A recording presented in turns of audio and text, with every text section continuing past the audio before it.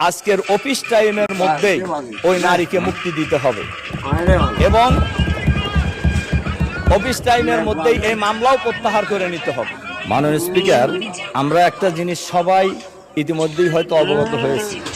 নাদিম নামে এক ব্যক্তি ফেসবুকে সরকারের কিছু পরামর্শ দিয়েছে, সমালোচনা করেছে। সেই সমালোচনা বিএনপি জামাত উভয়কেই করেছে এবং তার এই ফেসবুকের স্ট্যাটাসের দিয়েছে, কি বলে, শেয়ার দিয়েছে একজন সাউদা সুমি নামে এক নারী। এরপরে পুলিশ তাকে গ্রেফতার করেছে এবং বলা হয়েছে উপরের নির্দেশে তাকে গ্রেফতার করা হলো এবং মামলা দেওয়া হয়েছে এবং উপরের নির্দেশে মামলা দিয়ে গ্রেফতার করা হলো। আমার প্রশ্ন হলো, এমনি সমালোচনার মধ্যে ছিল তেলটাকে সে বেশি গুরুত্ব দিয়েছে। তো আমার প্রশ্ন হলো, উপরের নির্দেশ বলতে কাকে ওনারা বুঝিয়েছেন এটা আমি জানতে চাই।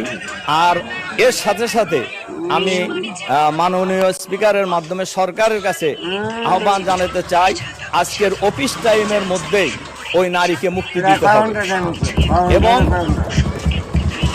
অফিস টাইমের মধ্যেই এই মামলাও প্রত্যাহার করে নিতে হবে।